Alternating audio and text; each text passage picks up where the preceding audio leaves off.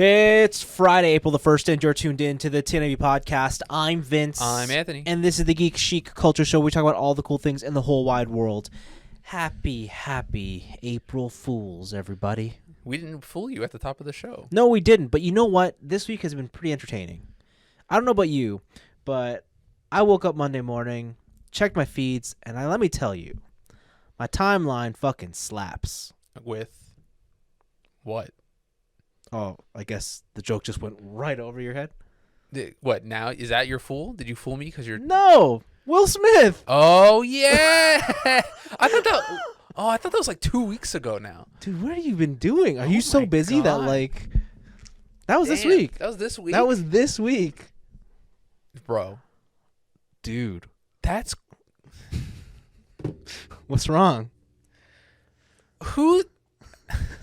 Oh, you got opinions, huh? Why did he think that was a good idea? I don't know. For the longest time, I thought it was scripted, but apparently it wasn't. It didn't look scripted. That looked like a hit. Yeah, for sure. It's good. Listen. Words aren't violence, okay? Violence is violence. Like, I don't know what the fuck Will Smith thought. Like, was going through his head at that, because did you see all like the commentary and all like the replays of this shit that's been going down? I love the memes, man. All the memes are great. I hate that I find it so entertaining, but it just is, and I feel kind of bad. Did you see the part though? Like, did you watch the video? Did you watch the whole thing? Yeah, I saw it. Yeah. He was laughing.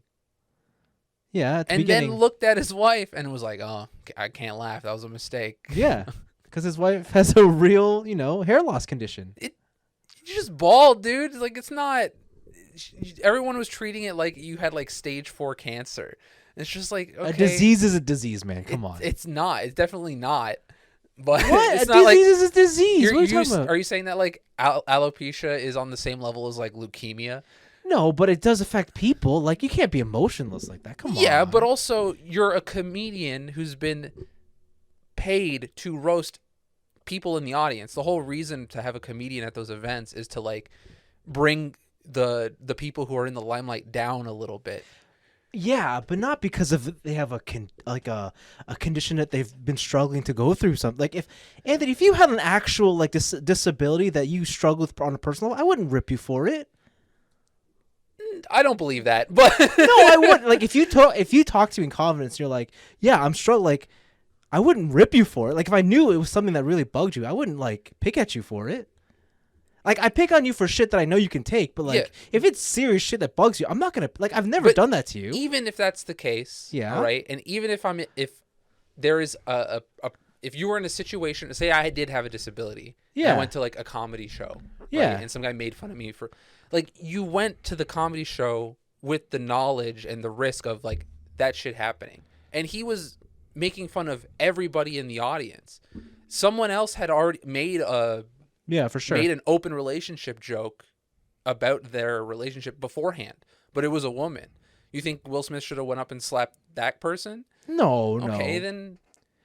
No, but I don't know. I think like that's something that they've together been openly talked about, right? Like, this is not something that she has been like admitted to the world and been like, yeah, whatever, it's okay, I'm okay with it. Like, it's something she's struggling with. From everything I've heard, that's what she has come out with. Like, yeah, I shaved my head on purpose. Yeah, because she's struggling with it. Yeah, absolutely. It's like she's struggling mentally. Like, come on, it's like mental health. Come on, man. Yeah, but I'm not gonna. Mental health is one thing, but I'm not gonna say that. Man, yeah, it's totally okay that Will Smith slapped. No, I'm not defending Will Smith. That's okay, that's what I'm getting at. I'm not saying that. But I'm just saying, like, there's jokes that absolutely you can pick at for people, but like, if you're aware that like this is something that bugs, like, like, and anybody in our friend group, if they have a problem, like, I know I shit on you guys all the time about dumb shit, but if there's ever like a serious thing, I never poke that. Like, I never, unless you think I do all the time. Maybe I'm a bad example because there's very little that I would give a shit about. And like, I know that about you, but if there's things that I know, like, I know there's things that we both have insecurities about, but I never like pick on you for things that I know for sure. I'm just wondering if the opportunity hasn't arose yet. and we talk about a lot of things off air. Like, I don't think I've ever like talked to you, like, done that. My thing is like, yeah, sure, there are things you're going to be sensitive about, but to take it to the level of I'm going to slap the shit out of this person because they made a joke. No, for sure. Like, I don't think it's right that he did it. Yeah. Like, absolutely, it's not right. And I also heard though that Chris Rock didn't write that joke. It was like another writer. Yeah. So like on his defense, yeah, he also probably didn't know either. Chris should have smacked. I mean, like, I think the one take I heard is from who said it? Was it Denzel? I can't remember. But it's like, unfortunately, Will Smith doing that is like he only reinforces the stereotype of aggressiveness with like African Americans, and it's like, especially because it's like, yeah, and it's like, fuck, man. Yeah, and it's unfortunate because like it's not even about that, right? Yeah, it was about like a joke that and like his whole fucking mental state, which is in absolute ruins. Because, like it's a weird family, dude. No, absolutely, that's a weird family. I think it was it the son wanted to get legally separated from the family after a movie he did with Will, and then his wife was like, "Oh, I'm just going to use your emotional stress as podcast material." When he talked about I slept with my son's friend. Whoa. Right? Yeah. Yeah, it was wild. He just looks like a dick now. Yeah, it does, which is wild considering he won the fucking Oscar. Yeah. Like right after, and then his whole speech of just like, I want to be a vessel for love and all this shit and blah blah blah. It's like, fuck you. Oh my god. That part was wild. You're insane. Yeah. But I mean, hey. What's that quote from Batman? You either die a hero. Live long enough to see yourself become the villain. Yeah, that's wild. That's some wild stuff. Fucking idiot. Oh my god. What a loser. Anyways, did you see any good April Fool's jokes? The one in the music scene was some hip hop account was like Kendrick Lamar dropped a new album, and it had like 100,000 retweets of people being like, you fucking asshole. Like, god damn it, I forgot it was April Fool's. Yeah, there's a lot of stuff. There's some easy ones, like Twitter just posted we're working on an edit button. Oh yeah. And I was like, oh, nice try. The hard ones are like the ones that are from the, I guess, smaller groups, and they make something that's super niche, and like it's so niche only a select crowd of people would understand it. But like, it's kind of just, is this real? Is this fake? Like, for example, this week a Gurren Lagann figure went up for pre-order, and it's ridiculous. Okay. It's like it was like a combiner. It's a combiner, but it's not anything like, it's all the mini support robots, and they turn into like a Megazord. Okay. And that came out on April Fool's, and I was like, "Is this fucking real? Yeah. I want it." Yeah. And I was like, real? I don't know. They took my credit card. I bought it. It better be real. I got the charge. Like I already paid for it, so. It doesn't come out till January 2023. Damn. So, yeah, I don't know. There's a couple cool things. Like another company did this like picture. They just posted a picture of the initial D Corolla, the Treno, the E86, okay, which implies they're making a transforming AE86. And it's like, is that real? Because come on, man. Can I get that? Like, come on. Like, this is so niche. Like, it can't possibly be real. Do you think we've oversaturated April Fool's posts on the internet? Nope. Do you think it's like we're getting to the part where it's no bueno anymore? Absolutely not. Right. It'll never get old. Especially as Web 3.0 becomes a thing, it's only going to get awesomer. All right. I don't know. That's how I feel. This year, for some reason, I just like totally checked out of April Fools in general. Just being like, okay, like what's like, I didn't even think about like I have to be wary on the news. Like I truly did not give a shit about any jokes or like any marketing thing. Are you sure that some of your picks this week are real? I fucking hope they're real. God damn. Because I got some. Because some of your picks are just like, are you sure? I'm not sure. They could be fake. But actually, I got some breaking news here. Back to the slap story. Oh. Will Smith has resigned from the Academy. I think it was either he was going to resign or they were going to ban him. Probably either way. Yeah, man. At least this way he He has resigned his membership from the Academy of Motion Pictures of Arts and Sciences. Dang. Well, I mean, who cares? At this point, he got the Oscar. Yeah. Right? Yeah. Like, I got my Oscar. That's like, to be honest, that's like the whole drop the mic moment right there. Pretty much. Yeah, I won Best Actor. Fuck you. Yeah, I'm gone. Like, it doesn't mean anything now. So, but anyways, yeah, there you go. That's cool. This week we're talking about Moon Knight, because we watched that Moon Knight first episode on Disney Plus. Stars Oscar Isaac and Ethan Hawke. I did not realize Ethan Hawke was in this show.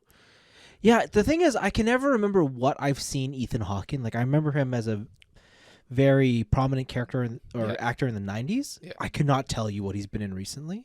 But for some reason, I always, when I see his face, you're like, oh, it's Ethan Hawke. It's Ethan Hawke. Yeah. Yeah. And I'm just like, and then for a long time as a kid, I used to confuse it with Tom Cruise because Mission Impossible's character is Ethan Hawke. True. Yeah. So for a long time, I didn't know what. Anyways, Moon Knight. Dude somehow has multiple personalities in his head, powered by some Egyptian god. He steals a scarab and finds himself going around Europe when he's sleeping, as we all do. The setup is a little bit more mysterious than that. Like, it opens up with a man walking in glass. Oh yeah, for sure. Like, I'm absolutely like making it sound worse than it is, but it definitely is way more nuanced, and it has a lot of cool scenes and we'll say visual storytelling. But as a whole, watching it, I was just kind of like, I didn't know if I was interested or if I was bored. Like, I didn't know if I was giving this a chance because I knew it was a Marvel thing, or because I was genuinely interested. I think that's where I stand on this first episode. You're back on the Marvel train, is what you're saying. Yeah, like, am I watching this because it's Marvel, or am I watching this because I'm interested? Like, let's be real, I'm going to finish it, but whether or not it's good or not. I got the subscription. I might as well watch. Dude, I got Plus for free for a year. I got to use it. Okay, all right. Right? I'm not too sure. This series, I would say the first episode was interesting in a good way. It's probably more positive. Usually when you say, like, oh, it was interesting, it's like, oh, no, what does that mean? But I really enjoyed the way they pretty much leaned into the whole episode of what the fuck is going on. And they've made some, like, design decisions that made the viewer kind of just as confused as the main character. Oh, absolutely. Which is like a double-edged sword, right? Like you sure. said, like, am I intrigued? Am I bored? Yeah. Like, do I, as like a viewer, you kind of just want to know what's going on, and like, because it's a Marvel series, you already know it's going to be some sort of superpower. Yeah. So, like, get to the goods, bud. Let's I know, go. I know, and like, that's why I'm sitting here thinking, like, if this wasn't a Marvel, if I didn't know it was a superhero based thing, would the mystery be more entertaining as opposed to get to the fucking point? Yeah, it's kind of the same thing when, like, after like 2 M. Night Shyamalan movies. Yeah, you're like, know. all right, the twist is coming. Hurry up, let's go.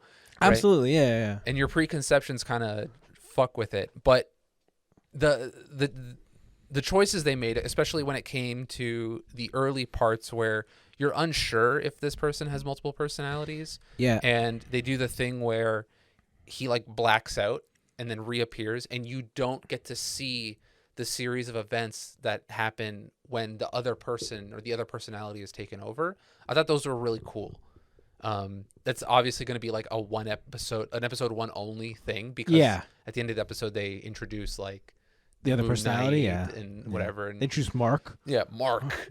Yeah. But I think overall I enjoyed it. I think it was a mostly positive experience.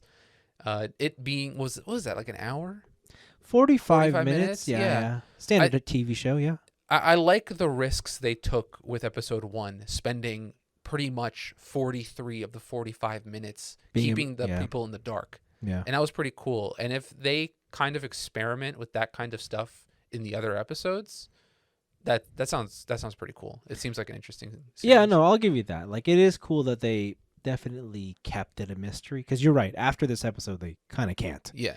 Like they have to move towards. This is the Moon Knight. Yeah, here's this Egyptian god that we showed you in the elevator, stuff like that. And I am very more curious. I don't actually, like, I'm not as curious as to who Moon Knight is. I kind of want to know more about Steven. Like, why is he in this situation? Yeah, why is he crazy? Like, I don't really care about the Egyptian side to it. Or not the Egyptian side, but, like, the superhero guy. I don't really. Yeah. I'm sure he's going to have a fun story to tell, but he's not where my interest is. Yep. But yeah, it was pretty cool. Also, the special effects were surprisingly good. What do you mean? There's a couple moments where like you can really tell the CG. Oh, like the monster dog, thing, like the dog. You're like, okay. But there was a couple like in the car chase in the Alps. There was a couple where like if I wasn't trying to hyper focus on finding the CG, I don't think I would have noticed. Especially with like some of the crashes and the log truck and stuff like that. Oh, the log one is the one I was like, that looks so fake. Oh, was it? Yeah. when the logs came on the dudes, I was like, what I'm talking about is the one where the guy just went headfirst into the truck. Yes. His right, car, that was CG. But when the logs fell down the mountain, that was. I was like, this looks kind of rough. This looks kind of rough. But like, I don't know if is that a product of modern technology and displays? Because I feel like if I watch this on a lesser quality TV on your CRT, like would I notice? Yeah, true. We did watch in like ultra 4K OLED. Like that's the thing, right? Like, I don't know, because the thing is, when I going through my Marvel run, the CG was way more apparent now that I could watch at home on like the nicer TV. Yeah, but I know in the theater I never got that issue, so I don't know. We'll see. I mean, regardless, there still is a lot of production quality here. It's fun hearing Oscar Isaac play the dual role, because he has got that like very almost nasally kind of dorky London vibe. Yeah, when he's playing Steven. Yeah, but when he's Mark, so that's the thing. He's just American. Is that him, or is that a voiceover? Oscar Isaac? Yeah, is that 80 Yard? No, I think that's him. Yeah, when he's Mark, is Mark 80 Yard? No, I think that's him. Oh wow, they're both him. That's crazy. Yeah, they're both him. That's why it's like it's a cool performance. The range. Yeah, that final scene where he's in the bathroom and they have all the mirrors. Yeah, I'm like, that was done really cool, and he had to do both sides to it. Yep. I was like, that was neat. But yeah, it's a cool show. Like I said, I will watch it. I think it was a pretty strong first episode. Yeah, I think this is weekly, so yeah. And if they continue with the risks that they took in the first episode, I think I'd be pretty pleased. Yeah, so. Yeah. I don't know how long it is. Maybe 6 to 9 episodes, somewhere in that range. I was looking up Ethan Hawke's IMDb. Yeah. This is 6 episodes. Oh, is it? Yeah. Oh, okay. Oh, 6 episodes. Yep. That's pretty short. But then again, unless Ethan Hawke only appears in 6 episodes, then IMDb just spoiled me on some shit. No, because Ethan Hawke is most definitely the villain. Well, I guess that makes sense, because I know like right after this wraps, the Obi-Wan show is on. Oh, okay. All right. And a little thing that they dropped today was that they delayed it by 3 days. So the first episode won't come out on the Wednesday, but instead the Friday. But to make up for that, they're doing the first 2 episodes of Obi-Wan. What can they make up in 3 days? They're putting 2 episodes out. Oh, I know, but like, what? I wonder what it is they gotta fix for it to be delayed only 3 days. Yeah, that's true. Like at that point, like, what's the difference? Yeah. I don't know. It might be a timing. It might be a marketing thing. It might be a timing thing. Like who knows? They wanted to align with some other event. That, or like maybe Friday was always the real date, and like they started with this fake date. Ooh, as a marketing ploy. What a twist. I mean, you never know nowadays. Marketing companies are very clever. So I couldn't tell you. Okay. Right. With that, do you want to go into some picks? Yeah, sure. I got a couple. Sure. I'll start off with some quick ones. Nipponichi Software is releasing 2 new games. These are the Disgaea people. So the first one, they're releasing the 3rd collection of their old school franchises. So the last one was number 2, and it was ZHP Unlosing Ranger versus Dark Death Evil Man and Makai Kingdom, the 2 PS2 or PSP and PS2 classics respectively. Mm-hmm. And this one is collection 3, Rhapsody, A Musical Adventure, and La Pusille Tactics, which was also like Disgaea, but more whimsical and stuff like that. Rhapsody, I have literally never heard of until now. I think just missed my radar. But La Pusille Tactics is another PS2 kind of SRPG classic. It's more lighthearted than Disgaea or Makai Kingdom in terms of tone. It's takes place on the overworld. There's no real like devils and stuff. It's female main character and stuff like that. But those games, or at least I know one of the games is very good, and so maybe keep an eye out for that. But the one that was just totally left field, and I've never imagined this would ever get ported in a million years, is this game called Kamiwaza. Kamiwaza was a PlayStation 2 game that was released only in Japan in 2006. Okay, it has never had any sort of American release as far as I know. And the only, I think, sub is like a fan sub. So you have to download fan sub. You have to download like a translation pack, yeah, and then play a pirated ISO on your like whatever emulator you have, so that it puts subtitles into the game. Like it's a whole workaround. But Kamiwaza is a story of a thief. I think you're trying to get money, is maybe for your daughter or your girlfriend. I forget the specifics, but the game is like reverse Tenchu. So where Tenchu, you have to sneak up behind people and just murder them and their heads cut off, blood everywhere, blah, blah, blah. In this game, you have to sneak around and rob people face to face. So you have to sneak up behind them, kind of get in front of them, and then as you punch them or like do whatever special moves you have, you steal the shit off their body. And after you steal all their stuff, I guess they get like so embarrassed that they just faint. Okay. It's a really weird game because also then once you steal more and more shit in each level, yeah, your backpack, your little thief ninja backpack, gets bigger and bigger and bigger. And the more weight you have, the slower you walk, the louder you are when sneaking. You can't jump, but you can use the bag as like a ranged weapon at that point. So you could take it off your back, use it as like a soccer ball, and kick it into enemies to knock them out so you can get past certain places undetected and stuff. Yeah, so I saw that part and I was like, wait, I don't fucking understand what's happening. It's a weird game. I would recommend, like I imported it years and years and years ago because I knew it would never come here. Yeah. And then it came here. I'm like, damn, it's Galgun all over again. I bought Galgun in Japan thinking it would never come here. And they released every one. I think it's a really unique game.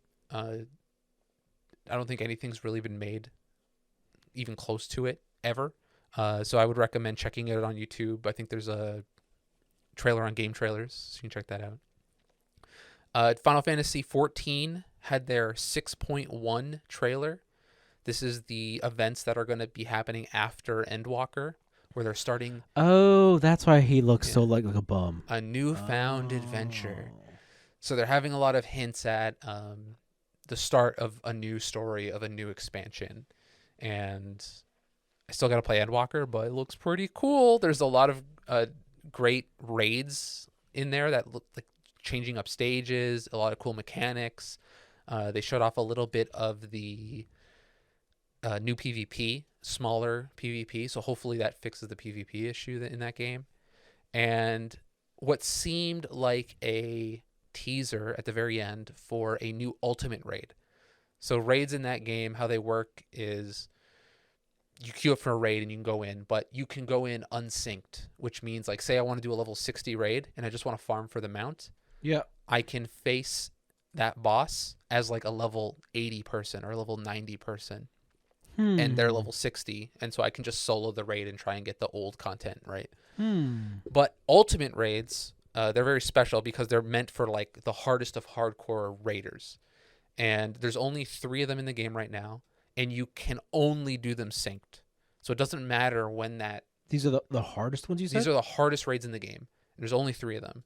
And when you beat them, you get like special glamours, you get special titles.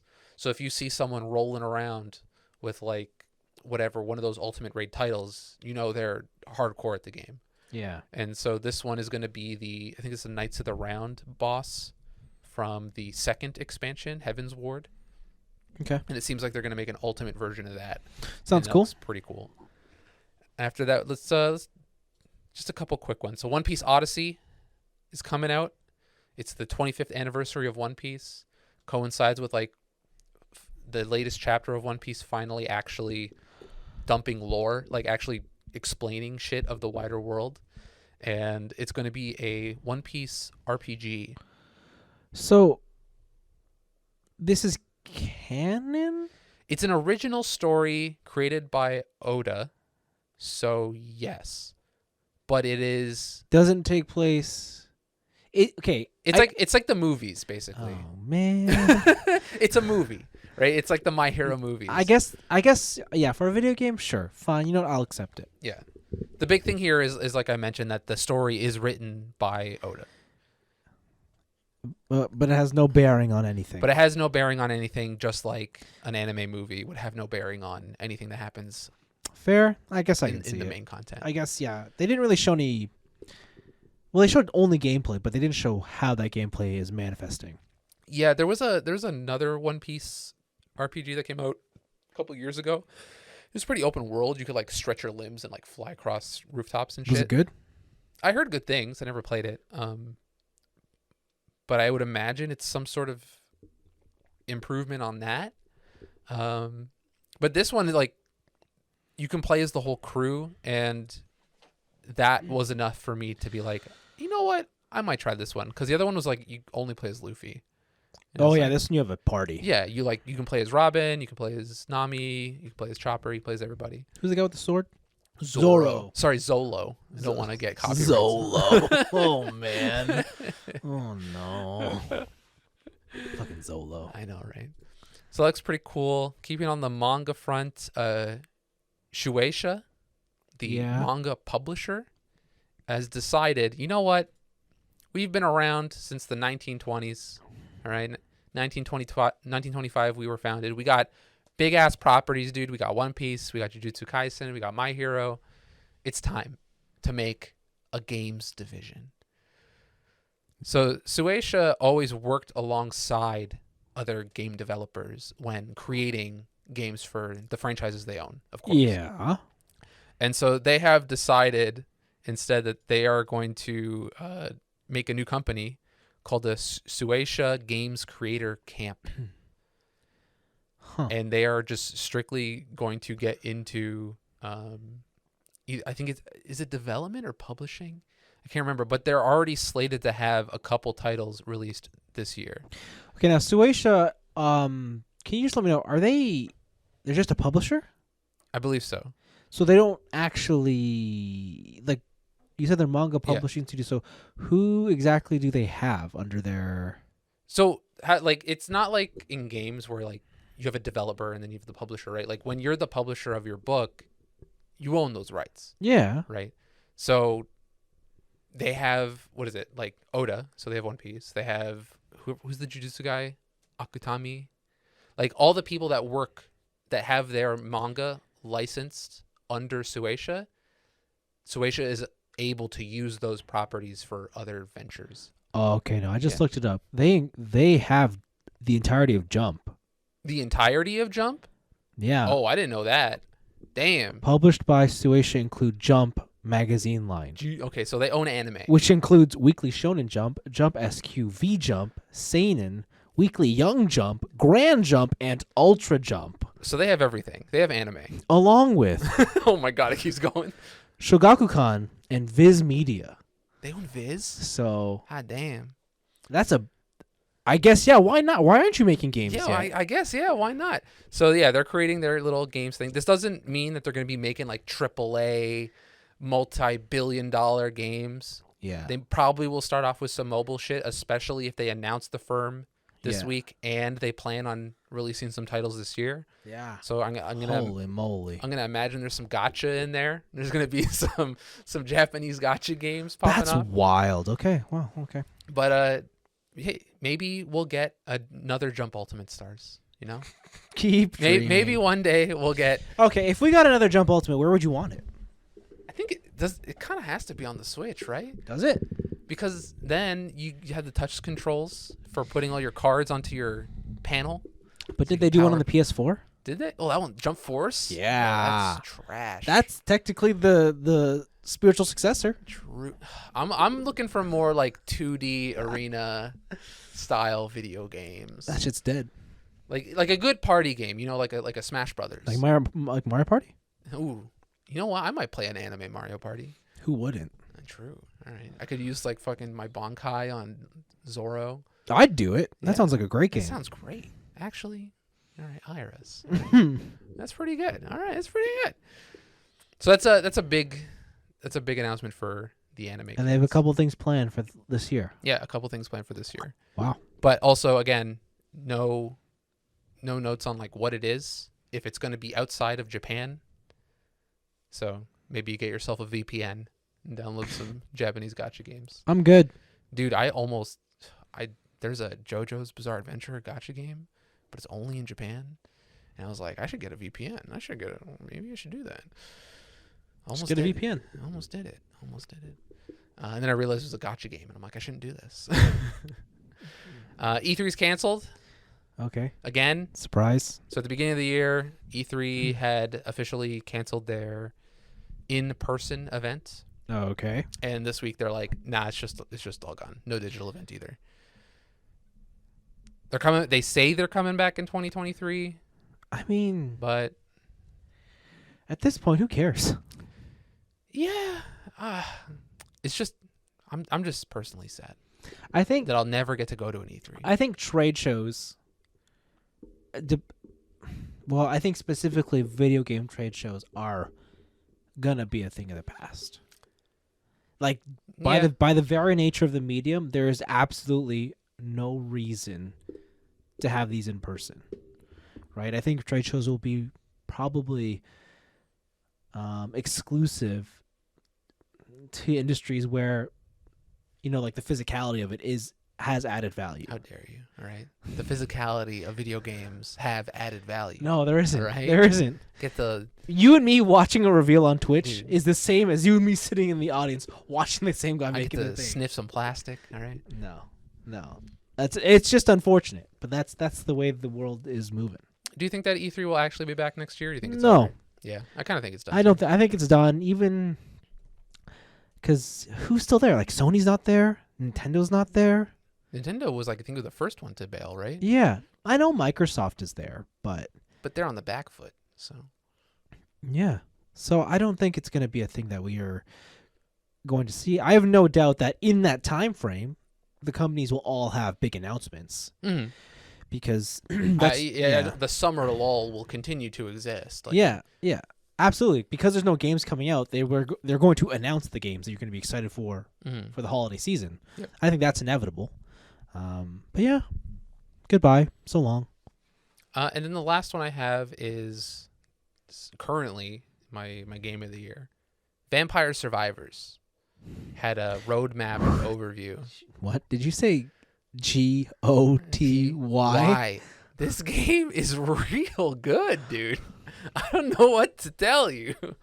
$3. Go away. And the amount of value I've been getting out of my $3 is crazy. You need to stop. So Vampire Survivors had their developer roadmap overview. Who needs a roadmap for this game? It's the roadmap to 1.0, to the official release. All right? The creator is saying that right now they have about 60% of the content in the game. Oh, enough. And they're adding more numbers to stuff, basically. So there's going to be 24 playable characters at final release when there's 15 now. 48 weapons and evolutions when there's 32 now. 2 more power-ups, 2 more stages, and 3 more special stages. Okay. And so as that stuff starts rolling out, they're going to just, again, keep putting out free updates. If you've paid the $3 in early access, or if you've accepted a gift from a friend who maybe gave it to you and didn't reject it, then you definitely would Who could you be talking about? I don't know who I could be talking about, but you definitely could still be playing one of the most fun games I've played this year. All right. Okay. It's very good. If you say so. But, yeah, so they're moving Vampire Survivors towards 1.0, hopefully for this year. There's going to be new gameplay mechanics and stuff. And one of the new content packages, the Arcanas, nobody really knows how they work yet. They're going to be like a new variable, a new variable to your builds in the game. They're just going to arrive this month. Yeah. So keep an eye out. It's honestly the best $3 I've ever spent. I think I have like 40 hours in that game now. That's insane, dude. I have every achievement. That's stop. And when a new achievement pack comes out, I get them. Insert Michael Jordan meme. Stop. Get some help. .jpg. It's a good game. Highly recommended. Wow. And then those are my picks. I don't know how you're going to top Vampire Survivors, but we'll continue. Listen, last week I talked about this thing called the Omega Moon Swatch. Yeah. Turned out it was a little popular. How popular was it? I couldn't get one. Hell, I didn't even try. You didn't even try? Because dude, how could you say you didn't get one if you didn't even try? Because I called not the store. Okay. But I called the manager of the mall. Because you have that ability. I do. And I said, "Hey, can you just tell me if there's a line forming?" And she said, "Where?" And I said, "Main entrance swatch." And she looked at her office and said, "There's a very big line." Mind you, this was Friday, afternoon. Okay. Then the thing came out on Saturday morning. And then I called again at night, and then this time I called security. I'm like, "Can you just check for me?" And they're like, "Yeah, the line's out the building." Oh my god. Yeah, I'm not getting this. It's not something that I'm gonna grab. So. Well, with that attitude. Yeah, but yeah, check it out. Look online. Look up the Moon Swatch release, and apparently around the world it was the same thing in every major city. It was crazy to see that many people gather for a watch. I'm no stranger to lining up for products and stuff. Yeah. But I've never seen it for a watch. This is like when, if you didn't know about anime, right? And then you went to anime, or you drove by Anime North. Yeah. And you're like, what the fuck is going on here? Absolutely. Right? This is like all the dorks came out of the woodwork, and they're like, I love my chronometers. I need to get the new watch. And I'm just like, what a bunch of losers. It was wild. And the thing is, this watch isn't a limited release. It will be available in the coming weeks. Doesn't seem like it. Well, yeah, right now. And you know what? If you got it now, you could probably... I don't condone scalping. You condone scalping. But man, they're going for 4-figure sums. What's the name of the watch again? Omega Moon Swatch. Omega Moon Swatch. I think on eBay there's a couple going for $1,000. Bro. Yeah. Hit me.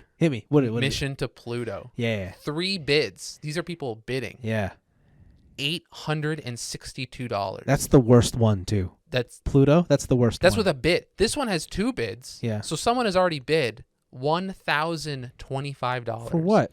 For the moon version, the black one. Oh, damn. That's wild. Dude, I need to start flipping watches. Holy shit. We just talked about how E3 and the big trade show is canceled. Yeah. This week, the big watch show is canceled. Nobody needs time anymore. It came back. Oh, God. Anthony, let me tell you, I went to my local AD and I am on a wait list for something. What is an AD? Authorized dealer. Oh, my God. I am on a wait list for a piece of metal, and I'll let you know if I ever get it. Does it start with an R? No, I can't afford that. Okay, no. Right. I thought you were going to go big baller over here. No, it's the R's little brother, which starts with a T. You can figure it out. Timex? Close enough. You know what? Yeah, why not? All right. Yeah, sure. 5 letters, starts with a T. I dig it. Yeah, okay. Whatever. Tissot. No. Anyways, that was that. Some other things. Let's see. Gundam had a bit of a press release. A bit. Seems like a major announcement. Okay, fine. It's the first new Gundam series in since IBO? Yeah, which now that I think about it, is almost a decade. Yeah. Because they've just been doing unicorn/movie sequences and the Char origin stuff, but this is the first new one. Gundam Witch from Mercury. They have a quick teaser trailer. Now, the most, I suppose, surprising thing about this is that the protagonist is a girl. Is a lady? This is the first female hero in the franchise. What? And well, I should correct myself. Not the first hero in general, but the first lead hero. Like, she is the main character. Okay. She's not a support hero. She is the main character. They showed off pictures of the new Gundam, the Gundam Ariel, and I am digging it. I think it looks real cool. It looks very sleek. It's got legs. It's got these thighs that I love. Yeah. You know, if you're gonna have a lady pilot, you gotta get This Gundam's got some legs for days. Damn. And I'm feeling it. Now I'm showing you pictures of the model kit, and the model kit looks all right. The actual art and images, I couldn't find them, but they look pretty cool. But it's the secondary Gundam that's caught my eye, and it is the Gundam Lilith. No, Lifrith. That's not a word. Lifrith. It's almost identical in design, but it's just a white and pink. It's got like a submachine gun instead. Yeah, and it's white and pink instead of the classic colors. And I'm all for this color scheme. It's not quite as rounded and sleek. Yeah. Like, it's gotten a bit more angular. It's got some spikes in it. Yeah, and I'm not for that. I do like the roundedness of the main suit, but this is pretty cool. So, yeah, this is the new Gundam. Series is airing in October. I want to say the 5th. Look forward to it. I'm super pumped. It's been a while since I watched a Gundam, so definitely. And the fact that it's the first female protagonist is like a big deal. So yeah, definitely. It'll be pretty interesting to see how they write that character. Yeah, definitely a very, very big deal. Okay. Do you think she's faster than Char? Hell yeah. Oh, she's got red hair. Ooh. I think. Dude, Char's daughter. Don't say that. Dude, Char's daughter. Yeah, she's got red hair. Yeah, she got red hair. Yeah, for sure. She's definitely faster. All right, okay. She's 4 times faster. Okay. Next up, PlayStation, long-rumored competitor to Game Pass, has been announced. Can you guess what it's called? PlayStation Plus Plus. Oh, you're so close. What's it called? PlayStation Premium. Ah, damn. Plus Premium? Damn. So PlayStation Plus is being changed. The PlayStation Plus program that you know and love, 2 free monthly games, exclusive discounts, cloud storage, online multiplayer. I can't believe we're playing for online multiplayer still. That is going to stay. Not on the PC, baby. That for now. Wait till Steam introduces. Oh, no. Oh, no. That is called PlayStation Plus Essential. So that's the base PlayStation Plus that we have now, $60 American a year. It's all I need. I just need to be the essentials. That's fine. That's fine, man. But if you were feeling like you want to go plus extra. Okay, plus ultra. Plus extra. All right. You're going to be paying $100 American a year. Holy shit. Now, what does that get you? Yeah, what does it get me? Jesus Christ. It gets you everything I told you before that you know about PlayStation Plus. Plus, it gives you access of up to 400 additional games across the PlayStation 4 and PlayStation 5 library. Okay. Did they give a list? No. Shit. It'll be like Game Pass. It'll be like every other subscription service where it's a rolling list, right? So things will come in, things will go out. All right. I'm sure that this list will be introduced eventually as this gets closer. In fact, actually, I don't even know if I saw the date of when this is launching. But it's coming at some point. At some point in the future, it will be here. Actually, wait, no. I want to say it's April. Okay. Yeah, I think April. But we'll see. Anyways, that's PlayStation Plus Extra. But there is a third tier. PlayStation Plus Premium. This gives you access to the previous 2 tiers, but it adds an additional 340 games. And these games are from the PS3 catalog. Oh, those motherfuckers. But there is a catch. Okay. In order for them to do this, they actually are available to you via PlayStation Now. So PS3 games are available as a streaming service. Okay? But don't worry, that's not all. Because in addition to PS3 games, you will also have access to PlayStation, PlayStation 2, and PSP games. And those ones will have options of both streaming and download. But for some reason, just the core processor is too much to handle. So they have to stream it. The cell. The cell processor. Yeah. Too much to handle. Yes. So, like I said, you have PlayStation, PlayStation 2, PSP, PS4. They will all be available via cloud/download, but PS3 specifically is cloud only. Dude, they got to get Mark Cerny on the case. Reverse engineer that shit, dude. Okay. Just figure out a way. There's so many good PS3 games. Yeah. 2 additional How am I going to play Folklore? All right? Yeah.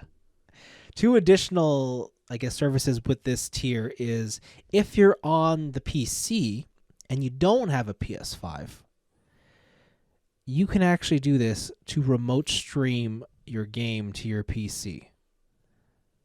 From the PlayStation Now? Yes. Huh. Of course, it's a stream. Yeah, so you're not downloading anything. But you have that ability. Interesting. You also have, as a final little bonus, they will give you limited game trials at this tier, so you can... demos. Basically, anything they're not offering on the service, you could probably try and then buy. Okay. This is $120 a year, so it's double the cost of the base.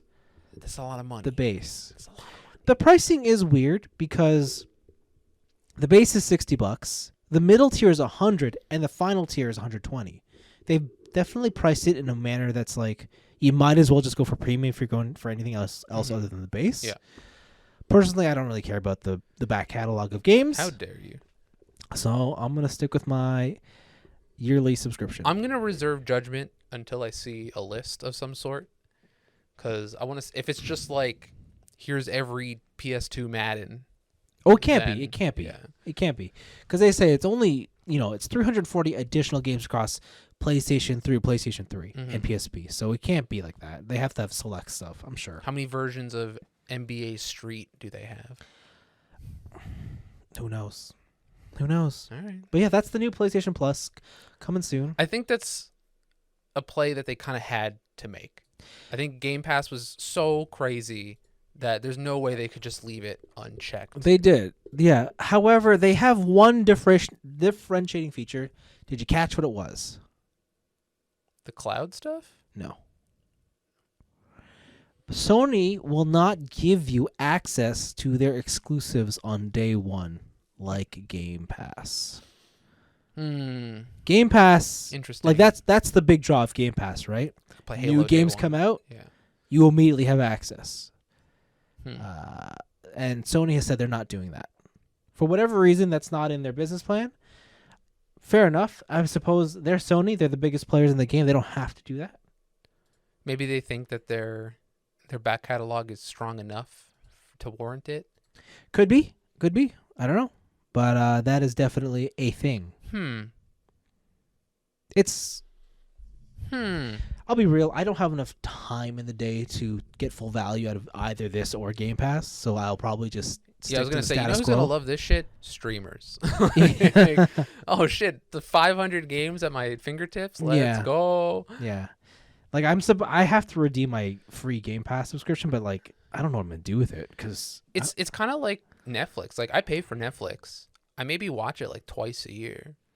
Yeah, like, I just don't use it. I mainly have it for my family. Same. But yeah, but at least like Netflix, you can have that option. Like with games are such a commitment.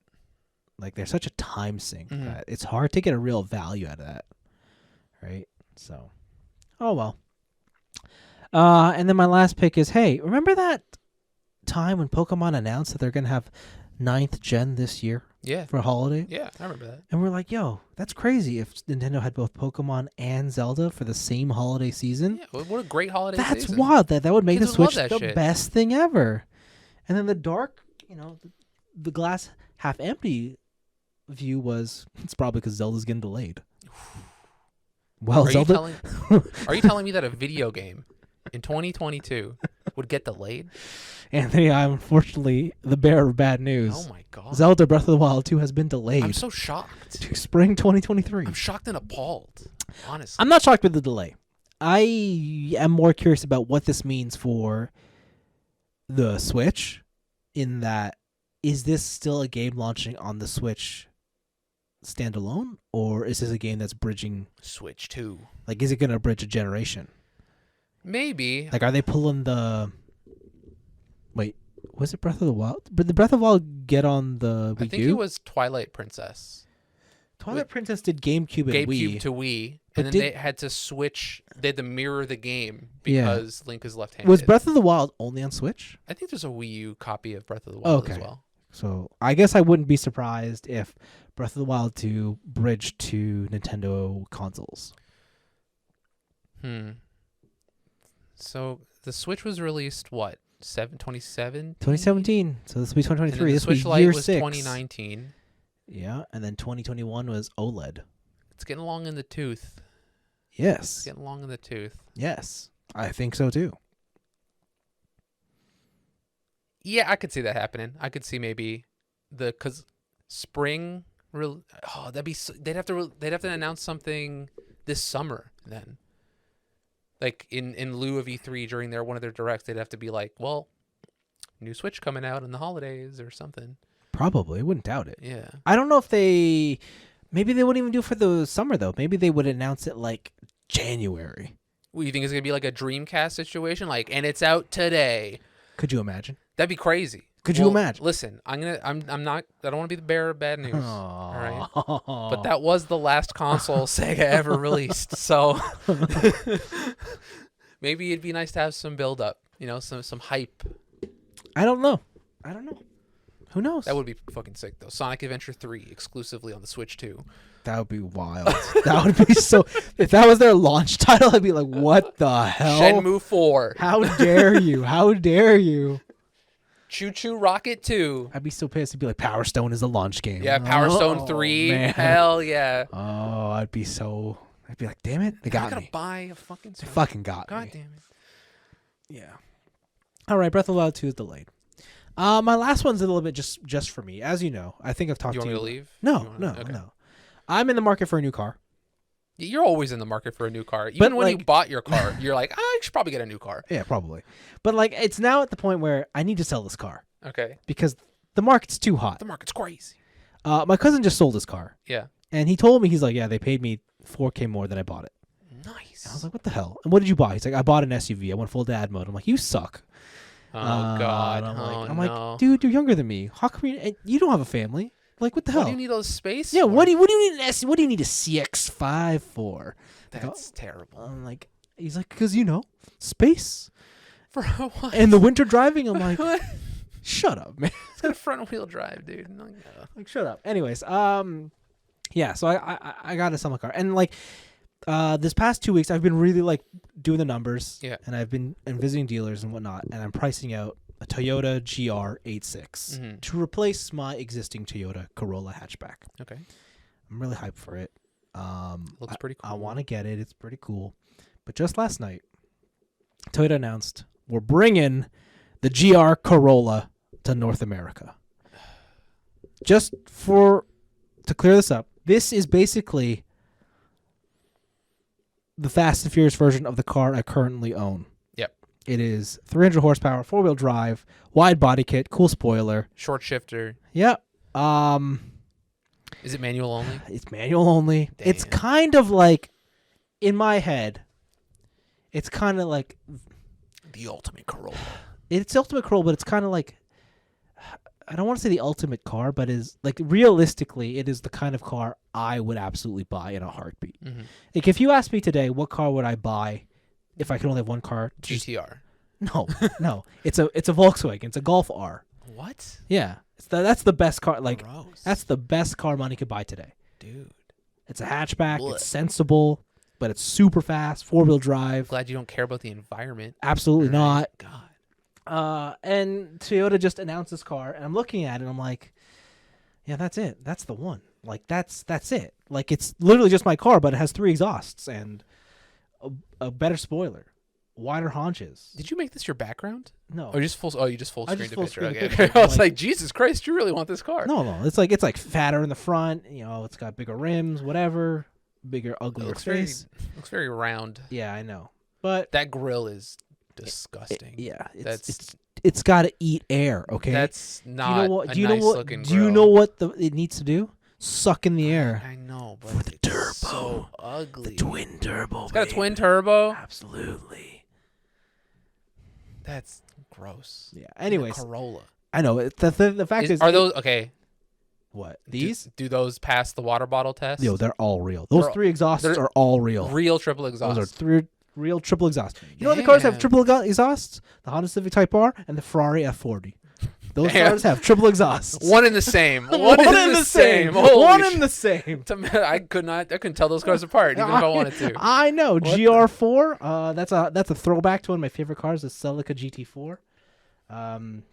Anyways, this car looks so cool, and now I'm in a conundrum because I don't know which one to put my my. So, yes, I pointed at the Corolla. The Corolla is absolutely probably the better choice, and it probably will suit my life better. Actually, every time you show me the front end, I'm like, this car's ugly as shit. Okay. But, because I already have the Corolla, I feel like I don't want to get another one. Switch it up. Yeah. You know what I mean? Like, it's you want just some like, strange. Exactly. I understand. I want to go two-door sports car. The front end is much nicer. It is, and I would say the whole car looks nicer. Hit that like fucking SEMA show version. This one? Yeah. Go with this one. Yeah. Right. Yeah, never mind. AE86. Yeah. So it is one of those things where I'm like, this makes it hard, but I do think, like, just as a broader note, like you, I grew up in the JDM 90s era. Yes. I have a soft spot in my heart for those cars. And I just think it's so weird we're getting the renaissance of these cars now. Dude, everything old is cool again. No, but it's just so weird that Japan's like, yeah, we know. VEVs are the future. Like, for some reason, Japan has not really invested in EV technology. Maybe this is like a final death cry. It is, but like, why now? Why now, Japan? Like, we're trying to move away from gas, and they're like, you know what's good? How about we feed the world affordable sports cars? That actually, it could be the case. So you just said that Japan hasn't really made the push towards EVs yet. Yeah. And if they don't have anything on the horizon, why not just appeal to the market to try and get them to buy a bunch of gas guzzlers, right? I highly doubt they're thinking about, like, well, we shouldn't do it because of the greenhouse gases. Absolutely. Like, who cares? Yeah, because like I look at like in my mind, Toyota is still like, that is such a boring car company. Like when I see a Corolla on the road, and I drive one. Yeah. I'm just like, there's probably like some loser in there or some like old dude. Japan has kind of killed their own. Yeah. What's the word? Like, not illusion. Like, as a kid, I always dreamed of owning like a Japanese car. Yeah. Right, because they always look so cool. Yeah. But now when I look at them, I'm like, it's a dad car. Yeah. Right. Absolutely. But like, I say that, but then I looked over, like, for example, like what the current offerings are, and I'm like, Toyota's selling a Supra, that 8.6, and now this hot Corolla. Mm-hmm. Like, what the fuck? The other angle, which I kind of highly doubt, but I have been reading certain articles that says, like, the future of car, or like, I guess stuff in general, isn't like 100% electric. Yeah. Like, there will always be a need for fossil fuels, and usually what they say is, like, the best is to have a mixture of everything. So we're not fully relying on gas. We're not fully relying on electric. We kind of have a mixture of everything. And maybe they want to just stay in the gas game.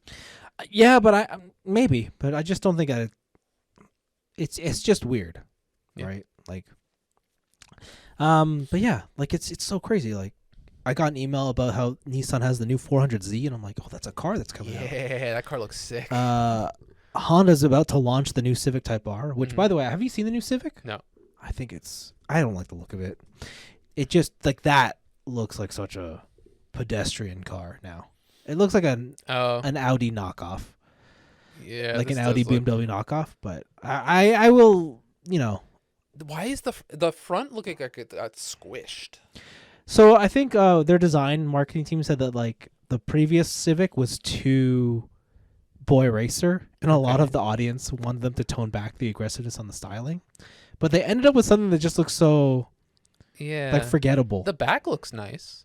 The booty looks pretty good. It depends which one you're looking at. I don't think the sedan's cool. I think the hatchback's cool, but then their hatchback doesn't look like a hatchback. This car is the epitome of I never forget the back of a girl's head. Wow. Wow. Wow. All right. Okay. But yeah, no, I think it's cool. We're like in a JDM renaissance, like one last hurrah.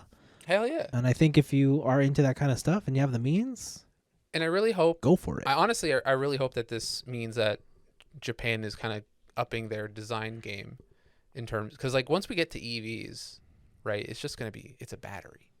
Like you're not going to have that crazy engine constraint really anymore. Yeah. So maybe we can start making nicer looking cars, guys, you know? I don't know, man. Korea's wild. Their EVs are sick. Well, with the Kia and stuff? The Kia and the Hyundai, man. Like if I were in the market for an EV, I'd definitely get one of those. Those look so cool. Okay. But yeah, that's it for my picks. Let's take to emails. We got a question to chew on. Sure, go ahead. Paul Chu writes in, this show has introduced me to gaming sim rigs. Whoa. I didn't even know that level of experience could be attained. Not including upgrades to specific equipment, is Vince's racing rig the pinnacle of the racing game genre? If not, where do you go from here? Where do you upgrade? So let's start with that question first.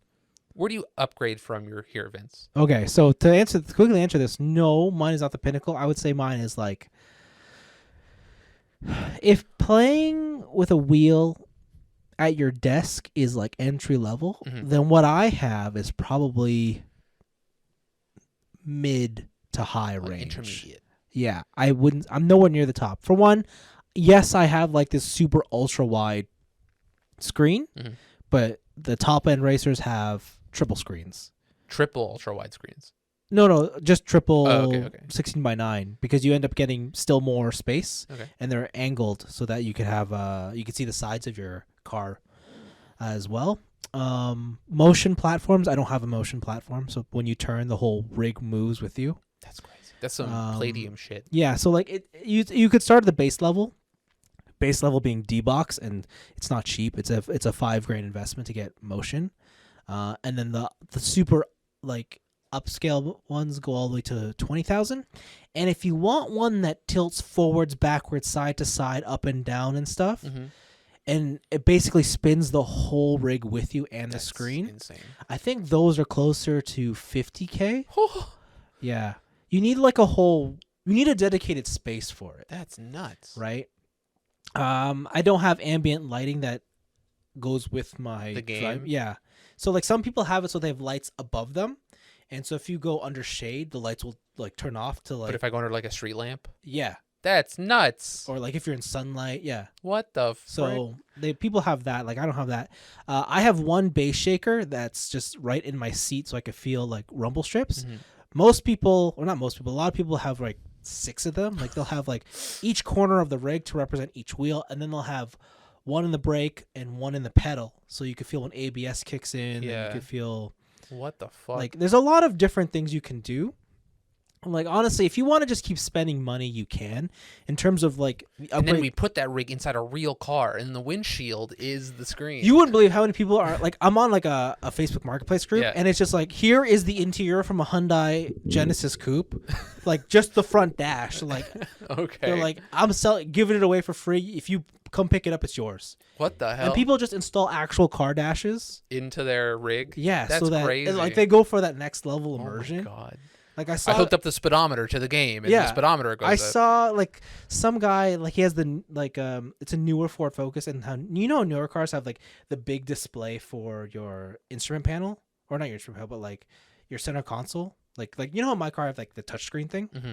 So they have that, but they put like an iPad in there, and they have the iPad connected to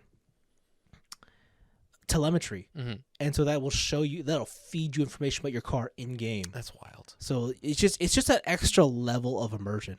Obviously, I could upgrade my handbrake, my actual wheelbase, pedals to, thousands of dollars more, right? Like my equipment setup is somewhere around in the just over $1,000. But like I know some people have just the wheelbase, like not the wheel, just the block is like $2,500, right? Each of their wheels, $700. Damn. Right. So you can really keep going. I know if you look on YouTube, I think there's a guy, His channel is Boosted Media. He just basically did a tour of his. His setup is 100K. What the fuck? Yeah, and he runs. I think he runs triple 65K OLED panels to do it.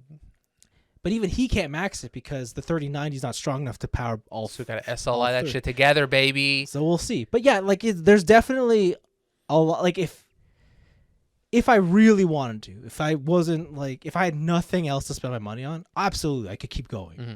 But I'm at the point where I'm like, no, this is my limit. This is what I want to stick with, and I'm happy with it. Okay, all right. Yeah. He continues on. What other video game genres can have their gaming experience leveled up like this, and what does it look like? Which ones would you consider if money were no object, and you can't just say, then I'd do all of them? I imagine there's no real way to do a fighting game sim. How would you design one, and would you buy it if it was made to your specifications?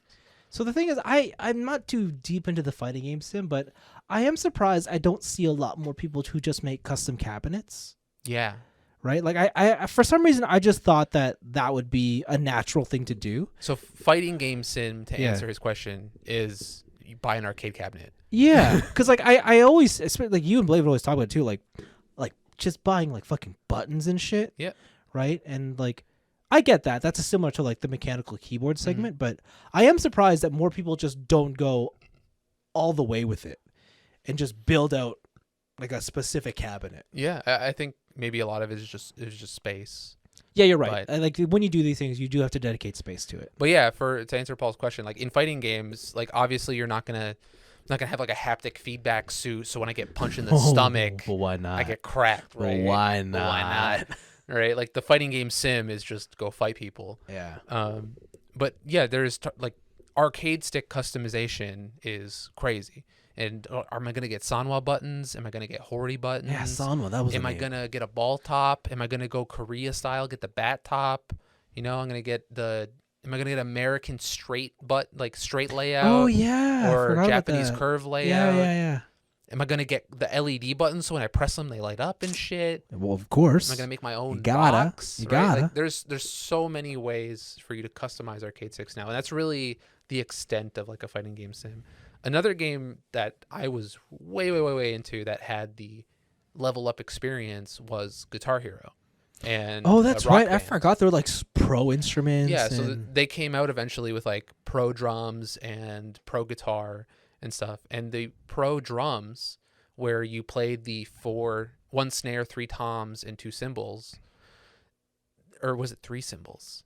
It might have been 3.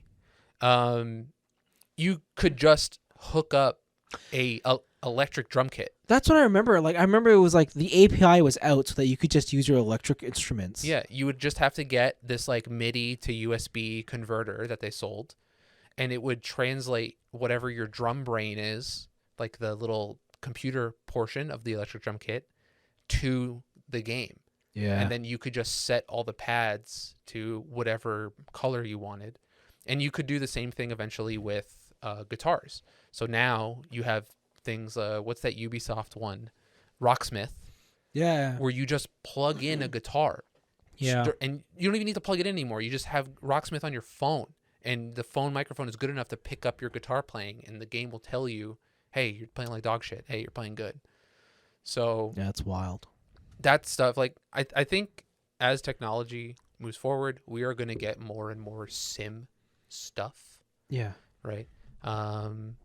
Is there any like game genre that you want a sim version for? Absolutely. So the one I want, but I would never spend my money on it just because I'm just not into it, is I would go VR flight sim. Oh, okay. Like, get the IR tracker. Yeah, absolutely. Because like as much as a VR would be cool in a race car, I just think it would be way cooler in a plane. Fly or jet around. Because like that's the type of, like you have the whole cockpit like above you, right? And you're just looking up. Around. That would be the one where I'd want like, but I need like every button. Yeah, I would want, like, the thing is like, what is it? VR controllers right now, you're still holding a controller. That's where I would want like a glove, like like the Nintendo Power Glove. Yeah. Or like I could put my hand out and I flick a switch on the dash or something. Oh, so like I don't know if I'd want that. I'd still want to build the physical switches and the joystick in front of me and all that. You want VR still? Yeah, I know it would be How hard. Would you see it? It'd have to be. It'd be super hard to do. Yeah, because then you'd have to just memorize where everything is. But I'm sure it'll work. That'd be pretty cool. Yeah, I mean, like just learn how to fly a plane. Yeah, like ideally, my future would be like that mix of AR, VR, where like my cockpit is in front of me is real, but then I guess I could put like a green screen above me, and the VR would just be that. Oh yeah, right. Yeah. But that's like a future that I don't know. That's a crazy future. Yeah, that I think that would be so cool to have. Roller coaster tycoon. Oh man, you don't need just need an Oculus for that. I think one sim rig that's very common that you don't think of as sim rig, but it is a thing, is the FPS esports rigs. Because what they all FPS kids have is they have a very small monitor. But it's like in their face. It's in their face. It's 360 hertz. It's 1080p. It's like it has to be smaller than 24-inch. The reason being they don't have to tilt their head and they can see the whole screen. Yeah. And their keyboards and their mouse are all optical mechanical for speed. Absolutely useless for anything else, right? And that's what all the esports kids do, and like it's pretty cool. Because I know that some people have two gaming rigs. Like they have one that's specifically FPS. Really? And then they just have the one that's like my streaming, whatever, playing other games with a controller. This is the one I played Counter-Strike Source on. Yeah, pretty much. Okay. And like that's it. And like that counts as a rig that most people don't think of, but like it is there. But yeah, I think I'm not too sure if there's anything else I'm as interested in, or like that I can think of a genre that I would want. Like VR chess would be cool. I think the one everybody would play is just like MMO virtual reality, like Get.hack, do SAO. So like that was cool, but like, is that then you're just simulating life? Like, is that a rig though? Like, because you would just want VR for that, right? Yeah, but do you want to feel getting stabbed? I guess, yeah, I would love a haptics. Absolutely. They did release that one for Res a couple years ago. Yeah, they did. I think that was Razer's April Fool's joke this year. They're releasing a haptic feedback suit? They did. Yeah, those motherfuckers. So, but yeah, no, it's pretty cool. All right. Cool. Yeah, I think I would go back to the music one. I would think I would really want, hopefully maybe on the PS5, we can get a modern day rock band, and then one day I'll just buy a drum kit and I'll hook it up. On the PS5, you think? Yeah. Because I know they said that on the PS5, all of your Rock Band 4 DLC and before will carry over. So you don't have to like rebuy anything, or you don't have to exclusively play on the PS4. But maybe if like Rock Band 5 comes out, I could just easily hook up an electronic drum kit, because those MIDI adapters go for like a couple $100 now. It's a little spicy. Wow. I think the other one too would be it's all musical instruments. It'd be like piano, right? I'm surprised that stuff just doesn't exist on like the iPad. They just don't exist in the I guess the quality you would want them to exist. Oh, I see. Right? Where like your racing rig is like quality. Like when you're in there, you feel like you're playing a racing game. Where when you're playing like all the third party stuff, it's just like really shitty UI. Yeah. Like the stuff on the screen isn't very enticing. Like there's this one program called Synesthesia. Yeah. Where it has like the notes in your piano drop onto the keys you have to press, but it just kind of looks like shit. So okay. Got it, yeah. Maybe if it was more of a display thing. Yeah, yeah. But yeah, thanks for the question, Paul. Thank you. I think that's it. And then we're going to get into our weeks. Mm-hmm. Do you want to start? You want me to start? You can start. I saw The Batman. Oh, you saw The Batman. The Batman. So you saw this, right? Yeah. I love the score. Oh, it's very good. It's very like his dark. main theme? Yeah. Oh my gosh. I did not realize this movie is 3 hours long. It's very long. I think it's too long. I think it's too long. Yeah. There's a couple parts they could have cut out. Absolutely. There's a lot they could have cut out. I think they might have been able to cut out all of Selena, but whoa! No way. She's necessary. She's necessary. They make her necessary for the plot, for sure. Yeah. But like, I don't know. I think she's necessary for Batman. Yeah, I could see that. But I didn't realize how film noir this shit is. Yeah. Like it is detective Batman. It is absolutely not superhero Batman. Yeah. Did you like his old school detective mode? Oh, when he's yeah, he's just looking around. I love the contacts too. Yeah. The little all the weird technology stuff they put in. If this is not my favorite Batman movie, it is at least my second favorite. Yeah, I would agree. Yeah. Right. This what's his name? Fucking Twilight Man? Robert Pattinson. Yeah, Robert Pattinson.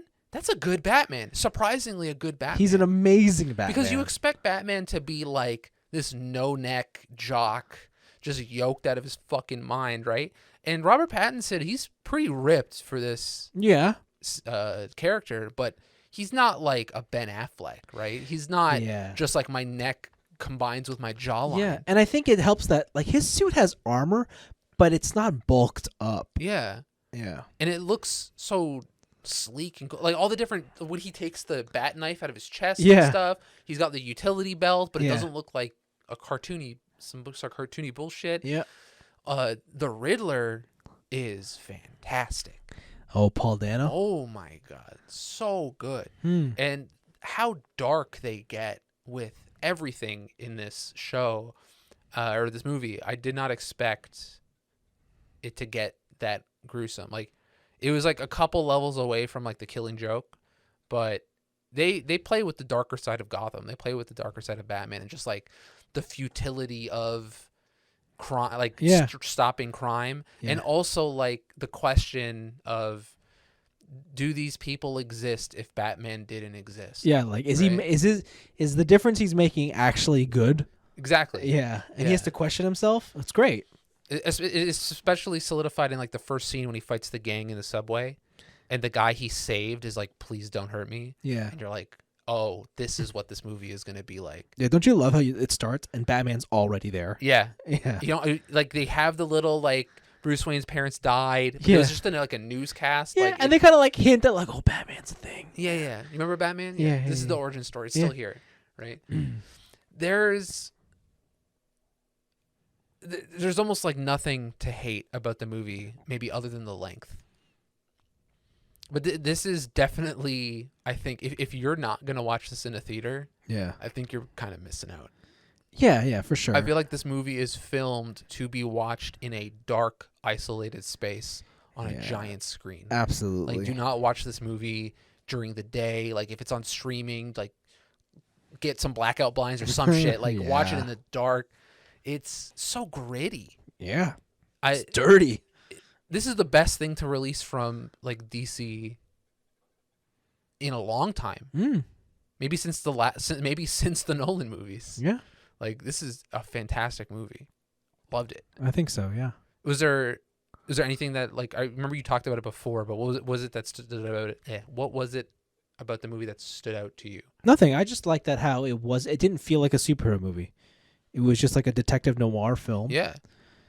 And Batman is not a perfect character. He's absolutely flawed. And I guess so is the rest of the world. But it's cool that the supervillains are there, but they're not super yet. Yeah, they're just like regular dudes. You hear a laugh of somebody near the end. So how did you feel about that ramp that it magically appears for? That was a little bullshit. That was some Fast and the Furious shit getting through. When that happened, I'm like, whoa. But like Batman, the thing is like that scene is simultaneously the dumbest thing in the movie, but also the thing that solidifies Batman as a fearful image of vengeance. Yeah. Right.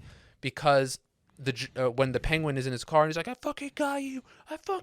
Yeah. And then he just appears through the flames. Yeah. You're like, oh God, like this guy is a menace. Holy shit. He ain't stopping. Right. And it kind of solidifies Batman as like, this is what these people feel. They feel fear.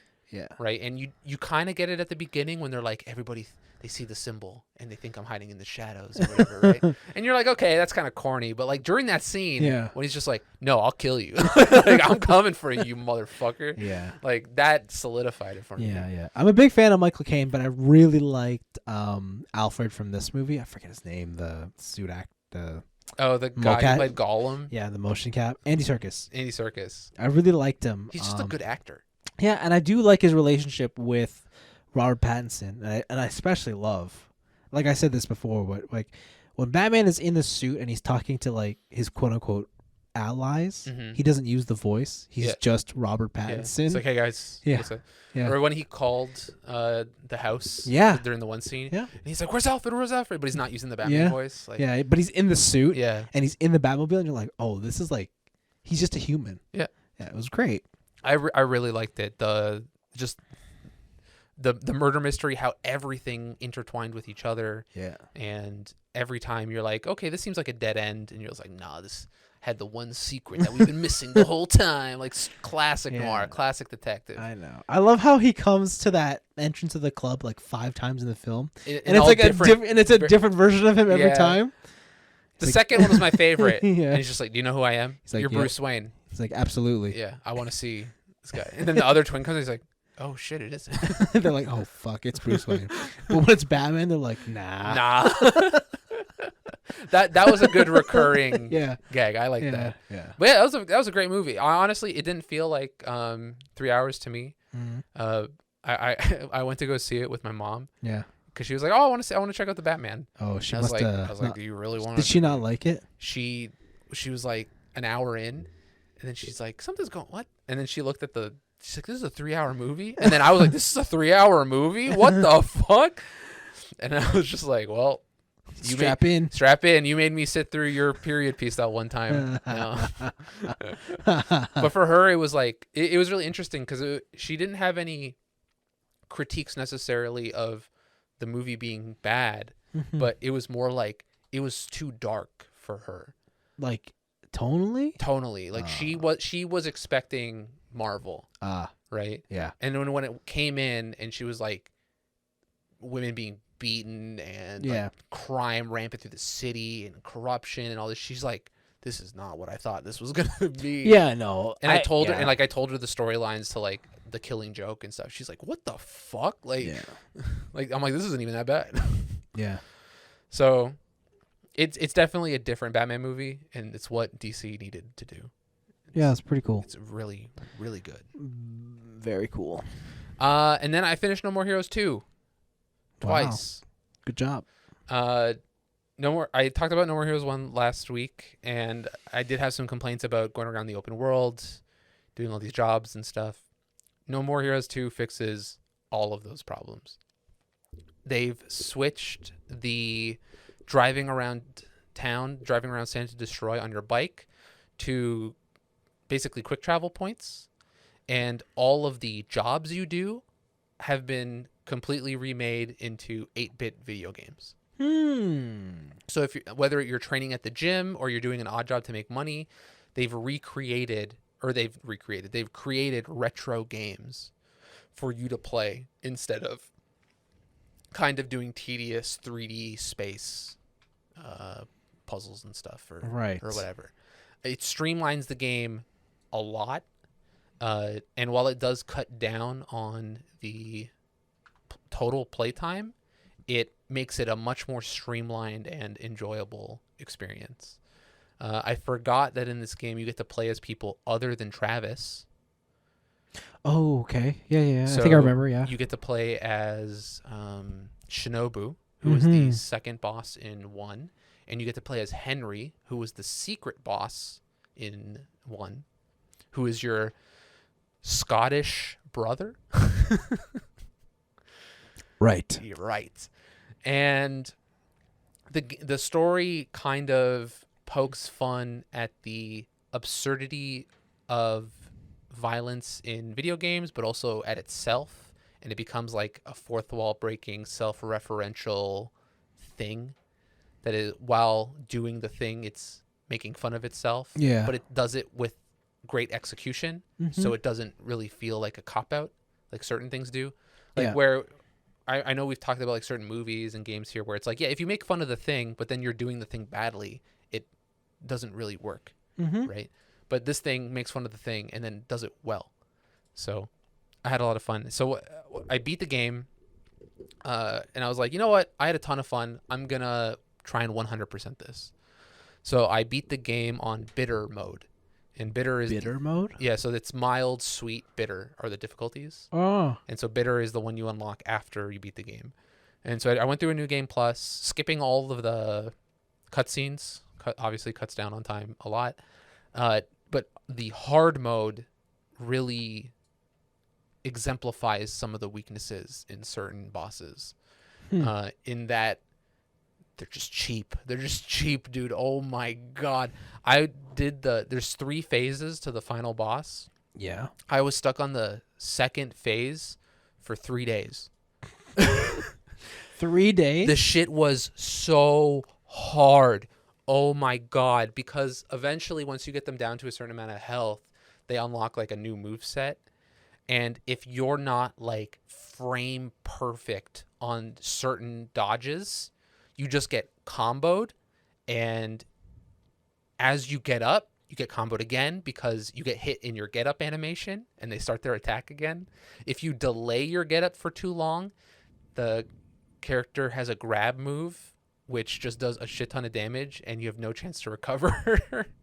And then also there's a stage hazard. So if you get comboed near a window in this area you're fighting in, you get sent out the window. It's automatic game over. Wow. Yeah, it's absolutely brutal. And why did you do this? Because I just enjoyed it the first playthrough so much. I didn't have this much of a problem in the first playthrough, right? And then when I went through the second playthrough, there's like that boss and there's another boss, Destroy Man 2 or New Destroy Man, where you fight him as Shinobu. That is just so annoying. Oh my god. Because Destroy Man in the first game, you defeat him and you like cut him in half. But Destroy Man 2 in this game, you fight him as Shinobu and like each of his split personalities is now a separate person. Because the other half of his body is a robot. Yeah. So you have to face 2 Destroy Mans at the same time. Okay. And it is an absolute nightmare because one is melee and one is ranged. Yeah. And when you fight the ranged one, he just does not stop running away. Huh. So it's so slow. Huh. But I don't know. I had a great time with it. I want to play it again, and I beat all the mini games. The only thing I didn't do is buy every piece of clothing. Because there's like. Does that get you anything? That just gets you clothing. Oh. Yeah. But I got all the collectibles. I got the special no jacket. So you're just in a t-shirt. Mm-hmm. And got all the beam katanas. Got everything upgraded. I just thoroughly enjoyed it. And the game is such a fucking crazy experience that I would recommend it to anybody. It's so cool. Cool. So cool. So are you going to start 3 now? Or? I'm going to start 3. I'm going to borrow it from a friend. So the next time we hang out, I'm going to grab that. And then I'll start 3. But I just wanted to refresh myself on the ludicrous, insane story of the No More Heroes franchise. Okay. Wow. I think Travis Strikes Back is also canon. Oh, I forgot. The minigame series. Yeah. So the like WarioWare one? Yeah, so maybe I should try that out. Maybe I'll borrow both. Wait, you didn't play that? Nope. Oh. I did not. For some reason, I thought you would have. I thought it would have went on sale like right quick, and then it didn't. And then it's gone. And now I just don't have it. I just don't have it. Oh, that's shit. So maybe I gotta find it somewhere, like at a used game store or something. Okay. But yeah, those are the new things in my week. I started a new manga series, but I've only been 1 chapter in. So yeah. I'll talk about that next week. Okay. Cool. And what about you? Well, you were talking about the Batman, and my girlfriend had the same problem as your mom, where she thought it was too dark. Yeah. Tonally and visually. It is very dark. She was like, "Why is it so dark? It was so hard to see stuff." I'm like, "It's Batman." Like, okay, fair enough. I can't argue that. And then when a headlight comes on, you're like, "Oh, my eyeballs!" Yeah, she's like, "It's always raining." And I'm like, Yeah, that's true. That's kind of like what Batman does. Yeah. Anyways, so I was like, and then she told me she didn't actually know the story of Batman. Okay. I'm like, oh, so this movie must have been very confusing for you. Because they don't talk about the backstory. Yeah, and I didn't know that. And she's like, nah, I mean, like, he's a Batman. And I'm like, no. Yeah, I guess, sure. Okay. She's like, yeah, he has a car. And I'm like, yeah. The Batmobile in this movie is so sick. Yeah. Oh, my God. So I was like, okay, fine. I took you through the entire Marvel run. I will show you the Nolan Batman movies. Oh, okay. So we watched Batman Begins and The Dark Knight. Not 3? We didn't have time. Okay. And those movies are still excellent. I still think Batman Begins is probably still my favorite of the three. Really? Liam Neeson ninjas? Hell yeah. Oh my god. Parlor tricks? Where's the Lazarus pit, dude? Come on. You gonna kill me? No, but I don't have to save you. Damn. Savage. And that one has Cillian Murphy as the Scarecrow. Oh yeah. That was I wicked. forgot about That one is wicked. Geez, that movie's from 2005, and boy, does it look like it. Really? Like, in my head, movies don't age. But man, when you put them on, it's like, this movie is old. Like, geez, like, it's coming up on 20 years. You gotta go back and watch, like, Spaceballs again. It's just from, like, the 70s. No, I know. Like, it's old. But the thing is, like, I put in the Blu-ray. Yeah. Right? And I put it on the TV, and I'm like, why does it look like old? I thought Blu-rays looked good. What the hell happened? Time happened. Yeah. That said, like, I put in the Dark Knight Blu-ray, and, like, it looked way better. I think because they used IMAX cameras for that movie. So I'm expecting the last one to look better. But, yeah, no. I still, yeah, definitely, for sure. Those two movies are probably better movies than The Batman. Mm-hmm. But they're also more easily understood, I would say. Right? They're fun. They're a bit more fun. Straightforward. Yeah, and they're fun. They're fun, and Is the second one fun? Yeah, it's pretty fun. Okay. Like, it's got its problems. Or not problems, but it's got its, like, dark make this moments disappear. Yeah, but like that's kind of funny. Killed that guy. Like the only part that wasn't funny is when someone died. All right. Like some girl died, and then I totally forgot that Rachel was recast in the second movie.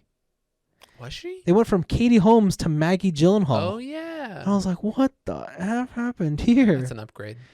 No. Yeah, that's no. I think Maggie Gyllenhaal's hot. I think she looks like she's a melting old woman. Katie who? Holmes. Yeah, it's an upgrade. Like Katie Holmes today? No, absolutely not. But Katie Holmes back then from Dawson's Creek? Yeah. Way hotter than Maggie Gyllenhaal. Maggie Gyllenhaal's hot. No, she's not. Yeah, she looks like a melting old woman. Dude, what are you talking about? Her brother's hotter. Listen, we're not. That's not up for debate. Listen, there's only one Gyllenhaal in this podcast. It was by Jake. All right. And he played Nightcrawler, and that shit was great. Exactly. Yeah, so those movies are cool. Had fun doing that. But this week, I don't really have much to update. Like, I was off of work this week, and I didn't actually have time to play games or watch anime. Otherwise, yeah. You didn't start Pokemon Arceus? No, I didn't even touch Elden Ring. Damn. And honestly, the further and further away I get from Elden Ring, the harder it is for me to pick it back up. Why? Because I like I said this last time, like I'm too motivated by narrative, and that game has no narrative, no direct narrative. Like it's the gameplay loop is find dungeon, get weapon, get level, up, go. Yeah, that sounds great. Like, and it's good. Don't get me wrong, it's not bad, but it's also kind of janky. Dude, let's go back and play your baby games. All right? Sure, I will. Your baby Uncharted games. I will, and I will enjoy them. Okay. It's for real gamers only. Don't disturb me. I'm gaming. All right. Wow. I'm gonna get you one of those. I'm gonna get like a doorstop. I had that for a long time. Oh my god. Yeah, you did. I think it was Nvidia. That's disgusting. Somebody gave it to me, and they put it on my door, and I never took it off. Don't disturb me. I'm gaming. Yeah, I forget who got me that, but gross. Yeah, that's it for us this week. You know what? If you're in Canada, if you're in Ontario, have a look out there. This is the first year that Toronto, specifically in Ottawa, are getting Canada's first ever Filipino restaurant month. So go have your Filipino food. Why would you even do that? Why would you even say that? Why would I say that? Yeah. Because listen, just because I'm not a fan doesn't mean you hate Filipinos. I do. You hate Filipinos. Well, let's not be too hasty. So go have some of that peanut butter beef oxtail, and that's a lot of that's a lot of things in that sentence. Well, you don't like that? Peanut butter beef oxtail. You don't like that? Interesting. No? I've had ox tongue. That's pretty good. Yeah, but have you had it dipped in peanut butter? No, I always skip on the peanut butter sauce when we go to Korean barbecue. What? Yeah. Oh, wow. It's okay. Wow. I think the peanut butter overpowers everything else. I thought you were Asian. I'm not. Listen, if they had some marinara, right? No, you would not put marinara on your beef. Get some galbi. Get a little dip of marinara. You know. Hold on. Get some pepperoni. No, you would not. You would not. Just like Mom used to make. Oh no. Oh, you would not. Disgusting. Terrible. Bye.